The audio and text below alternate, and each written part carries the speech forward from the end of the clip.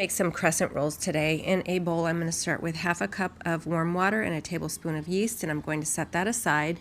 And then in a microwavable safe bowl, I'm going to put a half a cup of milk, a stick of butter, a teaspoon of salt, and a half a cup of sugar.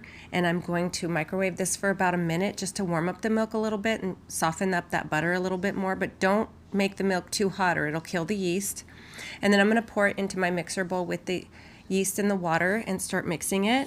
And then I'm going to add in 2 eggs, mix that together, and then I'm going to start adding in the flour. I'm going to add in 3 3/4 cups, and I'm going to let it knead for about 6 or 7 minutes. And this dough is very soft, so don't be alarmed.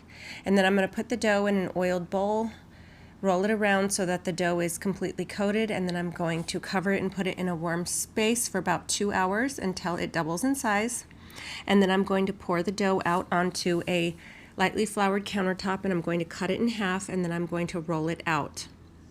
Now these are not like a traditional croissant with all those flaky layers. These are more like the crescent rolls, the Pillsbury crescent rolls, but these are just much better. Anyways, I'm going to cut the dough into triangles and then the triangles in half, and then I'm going to cut them on a diagonal so that I can roll up the crescent rolls. And you can make these bigger if you like. I'm just making small ones because we have the kiddos here. But if you want them bigger, just don't cut the squares in half. And then I'm going to roll them all up and put them on a prepared baking sheet. And I'm going to start the other half of that dough. And then you want to brush them with butter.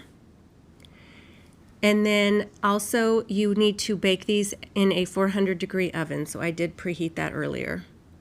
And you're going to bake them for about 11 to 14 minutes depending on your oven. And of course I had to eat one right when they come out because I have no patience. They're really hot, but they're really good. And yes, I did add more butter to the top because everything's better with butter.